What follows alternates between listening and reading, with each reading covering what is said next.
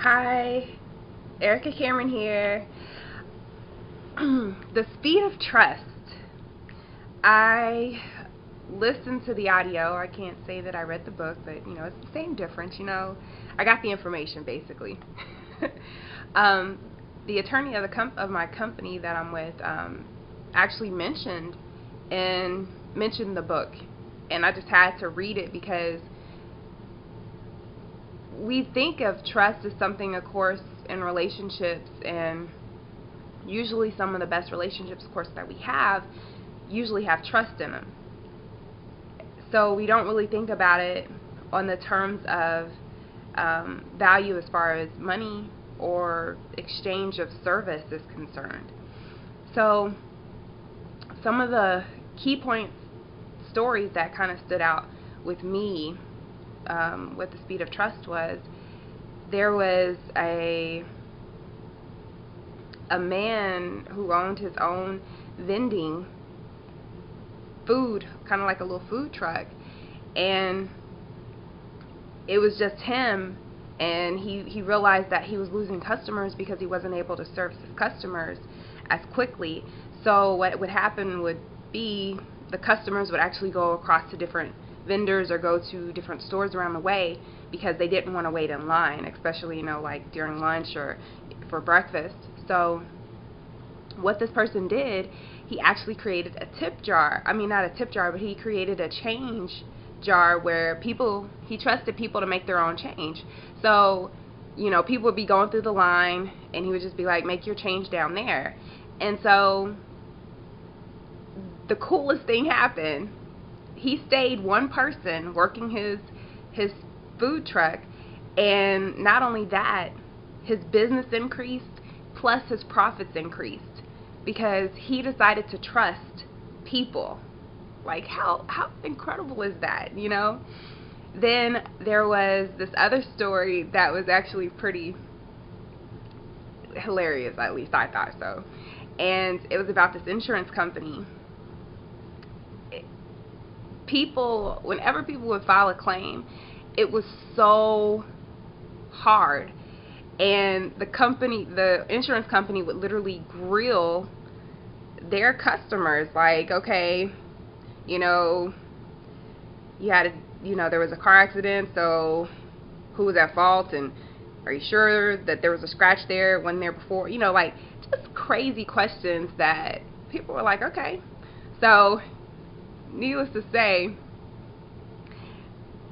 the insurance company really is trying to figure out how to help customers, how to help their business better, because they were noticing that they weren't getting really good results.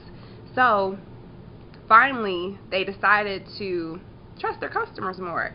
They decided to actually make it easier for the claims process. So they started noticing when they implemented that, or carried that out through their business, that the customers started feeling a little more appreciated and more trusted. So therefore, they end up having a decrease in time on the phone, and actually less claims being made. Now, when the company actually did a survey with the customers, guess what the customers said? Customers were like, well, you guys are going to make it so hard for us to freaking file a claim. We're going to make it difficult on you. Guess what? No one likes being untrusted, So they actually stopped filing claims that were really minute and putting even the insurance company through the ringer, because they really, after the insurance company made that change, the people just didn't feel like it was necessary to make every single little bitty claim, So it just goes to show you, like, those things are just so cool. From a personal experience, I can remember actually losing the trust of someone, and it just never felt the same between them. Basically, I was probably around 11, 12, and I was carrying, it was like we had classes, our school became too big, so we ended up having our class in 6th grade was like in, I forget what they're called, like little portable housing type things. And so we would actually get water in the morning. 2 people would be assigned to get water in the morning. And so it was my turn. Like, I hadn't taken the water in forever, and it was just like the biggest duty ever. So it's usually 2 people that would carry the water and fill it up and then bring it back to the class. And so there were some guys that were pestering me and my friend, being like, no, it's our turn, yada, yada, yada. And I ended up cursing.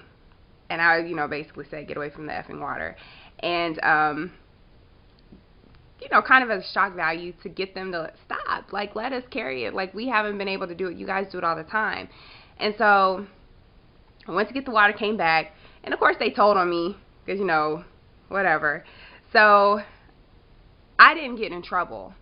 And the teacher literally just asked me, period, you know, if I did or not. And I told her, no, I didn't, because, of course, I didn't want to get in trouble. And so she took my word for it. I didn't get in trouble, but it just never was the same. And I felt really horrible. So needless to say, actually, and a little story behind that, that's kind of why, not kind of why, but that's why I gave up using profanity was because of that, because I just, it was just a transitional point for me in my life. But needless to say, trust really is important. So just think about, maybe there's some things and there's some experiences in your life that you can maybe pull from, where maybe you had an experience that you were able to get a lot done based upon the trust factor being there, or vice versa. Maybe there are some experiences that you can learn from, you know, that maybe there weren't, you know, trust wasn't as exchangeable. But at the end of the day, like, it really does matter.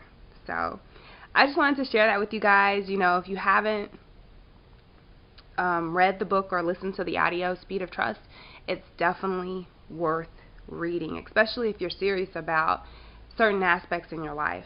So I hope you're having an amazing day, and I'll see you in the next video, guys.